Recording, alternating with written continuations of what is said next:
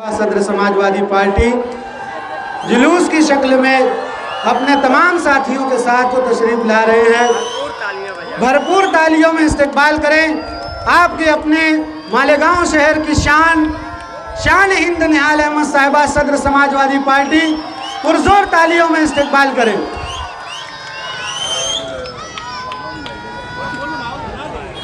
हिस्से में नेकियां लिख दे, गुनाहगार के हिस्से में नेकियां लिख दे। आप इस तरफ देखें, गुनाहगार के हिस्से में नेकियां लिख दे, मेरे खुदा मेरी किस्मत में बेटियां लिख दे। गुनाहगार के हिस्से में शान हिंद निहाल अहमद साहिबा का इस्तकबाल करना है, सदर समाजवादी का इस्तकबाल करना है। आपकी तालियां मिलनी चाहिए, आपकी मोहब्बतें, आपकी दुआएं, आपकी सरपरस्ती मिलनी चाहिए कि गुनाहगार के हिस्से में नेकियां लिख दे, मेरे खुदा मेरी किस्मत में बेटियां लिख दे। मेरे खुदा मेरी किस्मत में बेटियां लिख दे। मैं अपने अहद का भारत हूँ इरफान नदीम, मैं अपने अहद का भारत हूँ इरफान नदीम। कलम उठा मेरे माथे पे रोटियां लिख दे, कलम उठा मेरे माथे पे रोटियां लिख दे। भरपूर तालियां बजा करके शान हिंद निहाल अहमद साहिबा का इस्तकबाल करें। हमारे पास वक्त कम है।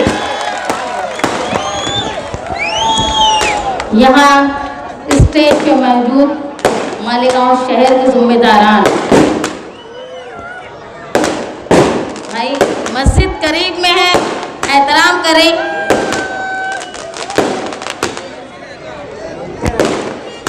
और आप तमाम साथियों, आज यहाँ फतेह मैदान में जलसा लेना शायद मैंने अपने बचपन से, जब से होश संभाली हूँ, साथी निहाल अहमद साहब को यहाँ खड़ा देखा था। निहाल साहब यहाँ से तकरीर किया करते थे, शहर के हर कोने में यहाँ से आवाज जाती थी। मैं मानती हूँ कि मालेगांव शहर एक ऐसा सियासी सूझबूझ रखने वाला शहर है कि जिसने साथी निहाल अहमद के साथ ऐसी मोहब्बत निभाई कि वो निहाल अहमद का वर्षा, वो ताकत पीढ़ियों से दी जा रही है कि आप लोगों की ताकत की वजह से आज मैं सालों बाद निहाल अहमद की जगह पे खड़ी होकर तकरीर कर रही हूँ।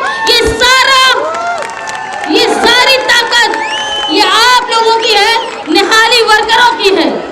इसीलिए हम लोग गुरूर से कहते हैं कि दबदबा था, दबदबा है और दबदबा आगे भी रहेगा, वो आप लोगों की वजह से। बताओ भाई कि आज तक मालेगांव की सियासत में पीढ़ियों से चले आए ऐसे वर्कर नहीं होंगे। हमारे पास आज भी वो वर्कर हैं जिनके परदादा भी हमारे साथ थे, साहिब के साथ थे, दादा भी थे, वालिद भी थे और उनका लड़के भी हमारे साथ है। ऐसी खुशनसीबी शायद इस किसी सियासी खानदान को किसी ने दिया होगा जो मालेगांव शहर साथी निहाल अहमद को दे रहा है।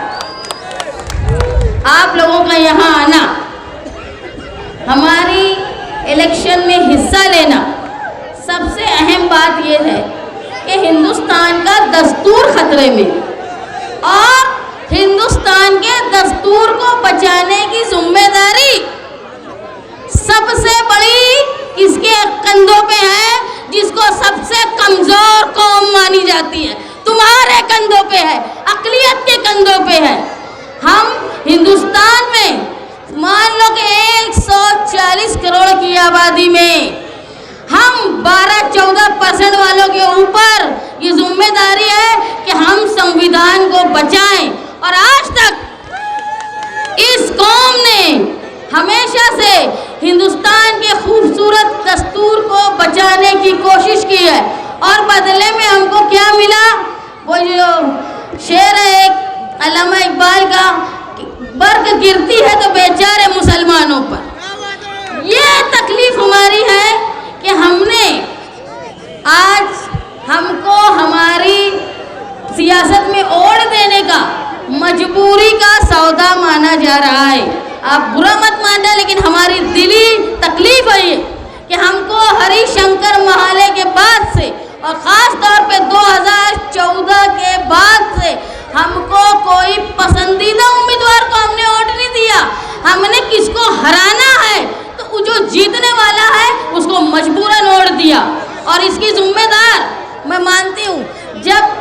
जनता दल सेकुलर के रहनुमा देवी गौड़ा उन्होंने बीजेपी के साथ पैक्ट किया, तो हमने जनता दल छोड़ने का फैसला किया। उस वक्त तमाम पार्टी के जिम्मेदारान, चाहे वो शिवसेना हो, चाहे राष्ट्रवादी हो, चाहे कांग्रेस हो, वो आए हम लोगों के पास कि भाई हमारी पार्टी में शामिल हो।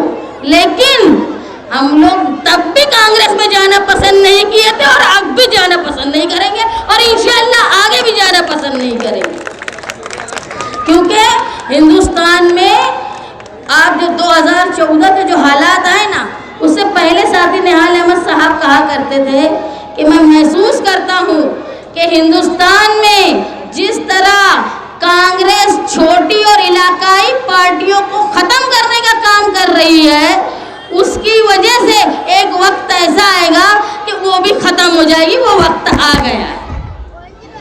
लेकिन आज कौन उनको संभाल रहा है? यूपी की साइकिल, बिहार के कंदील, आज वही छोटी पार्टियों के ऊपर उनको भरोसा है जो संभाल रहे हैं। मैं ये मानती हूँ कि अगर इंडिया ये अलायंस बना और आज जो हिंदुस्तान में एक भ्रम है कि मोदी का इक़्तिदार खतरे में है, उसकी सबसे बड़ी वजह है जनता परिवार, सोशलिस्ट लोग, वो लोग जो इन्होंने ऐसी हवा बनाई। हिंदुस्तान की सबसे बड़ी रियासत यूपी और अल्हम्दुलिल्लाह मालेगांव शहर में 70% आबादी यूपी से आए हुए लोगों की ही है। तो ऐसा माहौल बनाया कि सबसे बड़ी रियासत में जहां कांग्रेस को खड़े रहने की जगह नहीं थी, वहां अखिलेश यादव ने उनको इस ताकत पहुंचाई कि आज वो हिंदुस्तान भर में एक ताकत बन रही है।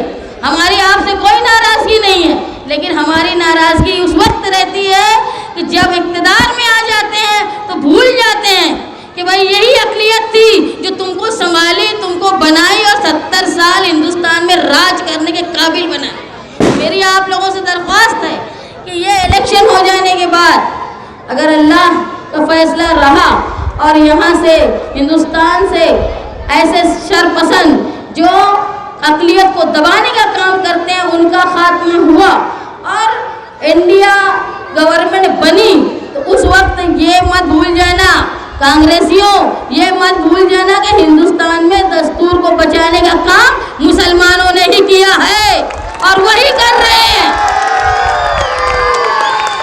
नियाज़ साहब बोला करते थे कि कांग्रेस में मुसलमानों की ऐसी हैसियत है जैसे बारात में बैंड बाजे वालों की होती है।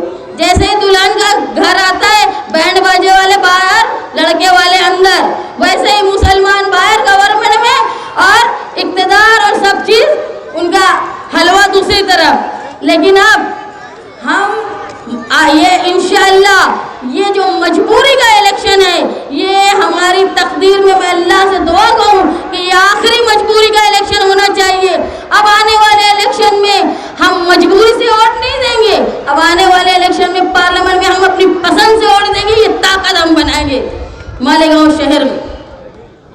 आप लोगों ने यहाँ आके इस बात को अहमियत दी कि बोला जाता है कि भाई मुसलमान लोग जो हैं वो फिरका परस्त होते हैं। मालेगांव जो है वो हिंदुस्तान की सबसे बड़ी सेकुलरिज्म की मिसाल है।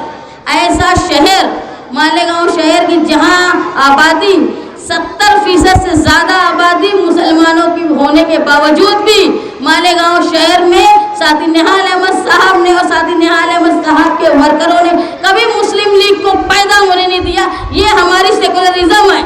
वरना जहाँ जहाँ यहाँ तक के खुद राहुल गांधी को भी मुस्लिम लीग की कॉन्स्टिट्यूएंसी में जाके इलेक्शन लड़ना पड़ा और वो वहाँ से जीते।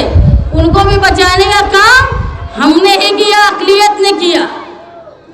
इसलिए अब जब हम आज हमारे सारी ख्वाहिशात की कुर्बानी देकर आज हम सेकुलर पार्टी के नाम से इंडिया गठबंधन के साथ हैं, तो इंडिया गठबंधन की भी जिम्मेदारी है कि जो संविधान को बचाने के लिए और संविधान को बनाने के लिए हिस्सेदारी कर रहा है, उसमें सबसे बड़ी कुर्बानी देने का काम हिंदुस्तान का मुसलमान कर रहा है। उसकी कद्र जानना चाहिए हिंदुस्तान में कि तुम्हारे 140 करोड़ की आबादी में ये जिनको तुम कमज़ोर पिछड़े हुए बोलते हो वही बचाने की कोशिश कर रहे हैं। आज आप देखो मुसलमान के साथ साथ दलित है तुम्हारे साथ पिछड़े हुए हैं। अभी ये इंडिया बनने से पहले ही अखिलेश यादव साहब ने अपना एक अलग पिछड़ों के लिए, दलित के लिए और अक़लियत के लिए पीडीए बनाया था। वो ये महसूस कर रहे थे कि हिंदुस्तान में ये सारी चीज़ें खतरे में। तो कहने का मतलब ये है कि जैसे अभी बोला गया कि वो बुलडोज़र बाबा आ रहे हैं मालेगांव में, तो शहर में उर्दू के जो साइन बोर्ड थे वो निकाल दिए गए। इसलिए निकाल दिए गए कि ये देख के बुलडोज़र बाबा को करंट ना लगे। तुम सोच लो तुम्हारी ताकत क्या है। तुम लगाना नहीं चाहते हो करंट, तो भी तुम्हारे बोर्ड में उर्दू देख के उनको करंट लग जाता है। तो अब वक्त आया है कि हमको 20 मई को बटन दबा के करंट देना है उनको। हम चाहते नहीं करंट देना, लेकिन अब वक्त आया है कि हमको 20 तारीख को 2 नंबर की बटन, जिसमें डॉक्टर शोभा बच्छा उम्मीदवारी कर रही है, उनके पंजा निशान पे ये हमारा दिल है। हम जिनका साथ देते वो दिल से देते, छुपा के नहीं देते लोगों के जैसा। निशानी बोलकर बोल रही हूँ, निशानी याद रखना कि पंजा निशान पर तुमको वोट देना है पार्लियामेंट के इलेक्शन में। उसके बाद हम भी यहाँ हैं, पंजा भी है, घड़ी भी है। हमारा वक्त आएगा जब हम देखेंगे। और वही आज जो हमेशा पंजा दिखाने का काम हिंदुस्तान में किया ना कांग्रेस ने, आज वही मुलायम की कंदील लेके जो प्लेन में बैठने वाली कांग्रेस साइकिल पर चल के हिंदुस्तान में सफर कर रही है। उनको ये बता देना है कि भाई जब हम चलते हैं साइकिल पे तो प्लेन वाले भी नहीं ऊपर से ताकते हैं नीचे। आप लोग आने वाले इलेक्शन की जो पोलिंग का दिन है उस दिन अपनी तमाम मसरूफियत को बालाए ताक रखते हुए हिंदुस्तान के खूबसूरत दस्तूर को बचाने के लिए, अपने बच्चों के मुस्तकबिल को महफूज रखने के लिए हमारी जिम्मेदारी है कि फिर एक बार हमको कांग्रेस को सहारा देना है। निहाली वर्करों, तुम पर ये फर्ज हो गया है कि तुमको सहारा देना है और हिंदुस्तान में ऐसे फिरका परस्त रहबर और ऐसा फिरका परस्त पार्टी बीजेपी को खत्म करने के लिए इंडिया अलायंस के उम्मीदवार जिनका निशान पंजा है उनको वोट देकर भारी अक्सरियत से कामयाब करना है। आप लोग यहाँ आए और साथी निहाल अहमद साहब की तारीखी जगह है जहाँ साथी निहाल अहमद साहब अपने ख्यालात का इजहार किया करते थे। मेरी आप लोगों से दरख्वास्त है कि ये सारे निहाली वर्कर खड़े होकर एक अहद करें कि भाई हमको अहद करना है। मेरी दरख्वास्त है आप लोगों से कि आप खड़े होकर निहाली वर्कर